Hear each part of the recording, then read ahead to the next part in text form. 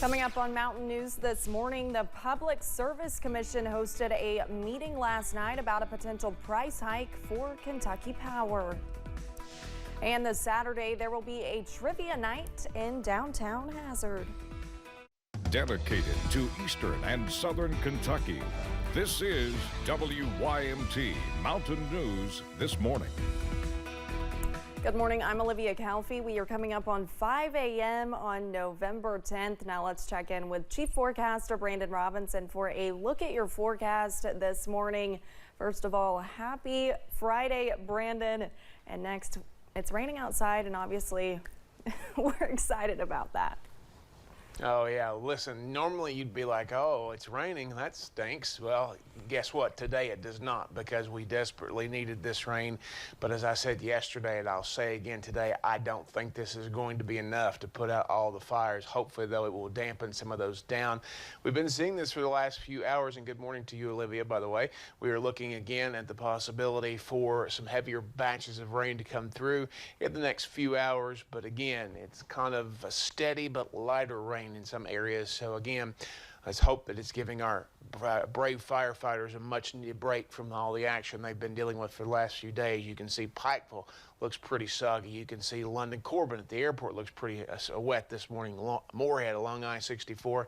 It's not made it to Jenkins yet. It's hard to tell in Buffalo Mountain, but I do think some of the fires that we were the smoke that we were tracking up there has kind of died down a little bit, and it's raining outside the WYMT studios as well. Temperatures, but that front, wherever you were at midnight, was the warmest that you'll be all day. We're dropping into the 50s and 40s this morning, on our way back to around 50 later today. I do think we'll kind of restabilize there this afternoon. But the bad news is the rain is short-lived. It's going to be gone by this afternoon. Sunshine will replace it later. But again, hopefully we'll get some of that rain that we've so needed in this morning before it moves out. Olivia? All right, thank you, Brandon. A man was arrested for an active warrant Tuesday in Knox County, which led to deputies finding multiple drugs in his car. Officials say John Carr, age 54, was in the parking lot of a business known to be a drug trafficking area. After being asked for identification, officials found he had an active warrant, which led to his arrest. A K-9 unit from the Corbin Police Department sniffed around the truck until it reportedly alerted officials on the driver's side. A search of the vehicle revealed meth, heroin, fentanyl, and a rifle. Carr was taken to the Knox County Detention Center for multiple charges. Kentucky Power is facing some backlash after proposing an 18.3% rate increase. Last night in Hazard, the Public Service Commission hosted its second of 4 meetings to hear concerns from customers.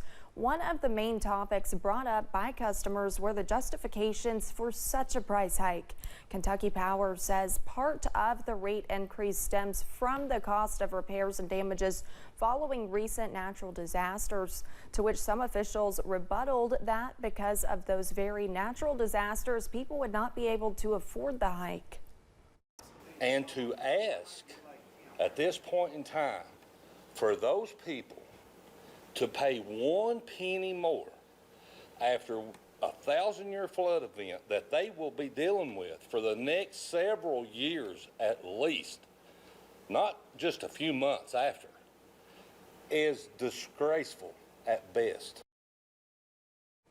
The next meeting will be November 16th in Frankfort with a virtual option available. For more information, find a story on our website or news app. Lawyers for Kim Davis are asking a judge to lower how much she might have to pay in attorney's fees. The former Rowan County clerk was found to have violated the constitutional rights of 2 couples she denied marriage licenses back in 2015. Attorneys for one of those couples wants Davis to pay $260,000 in fees for the 8-year legal battle. Davis's attorneys want that reduced to $120,000. Whatever she ends up having to pay will be on top of the $100,000 a jury awarded in damages to that couple. Prestonsburg mayor has decided to run for a higher office. Les Stapleton filed to run for state senate as he looks to take the next step in his political career. On social media, Stapleton mentioned he is running for the state senate seat in the 29th district. The district covers parts of Floyd, Knott, Harlan, Bell, and Letcher counties. The election for the seat will take place next year. A special gift for a Kentucky native and country music singer. Dylan Carmichael is from Bergen. He now lives in Nashville and recently performed at the Black Gold Festival in Hazard. He's a Future Farmers of America or FFA alum and lost his jacket under a tragic circumstance during the '96 National FFA Convention and Expo where he performed.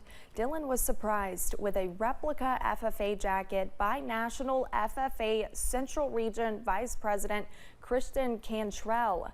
The FFA says this was a moment immediately filled with emotion as Dylan shared just how much the replica jacket meant to him and how FFA has shaped his life and led to where he is today. The Appalachian Arts Alliance is hosting a trivia night for adults 21 and older on Saturday in downtown Hazard. The event is to raise money for the operations of the Appalachian Arts Alliance. Trivia night will be held at the North Fork Inn and include food, drinks, and fun. If people are interested, they can sign up as a team or an individual. Executive Director Tim Deaton says they try to find creative ways to raise money while bringing the community together. You know, there's a lot of exciting progress that's happened in our town here lately, and a lot of people are instrumental in making that happen. And so this provides another opportunity for people to get together, to celebrate the community, and to also raise funds for a good cause. The trivia night will begin at 6 p.m. on Saturday. Team sign up is $75 and single participants will have to pay a $5 cover to enter. Thanks for getting your day started with us here on Mountain News this morning. Coming up, a daily pause has been agreed to by Israeli forces in Gaza as the conflict widens in the region. And the rain, much needed this morning, is falling across the region. We'll tell you how long it could last in about 3 minutes.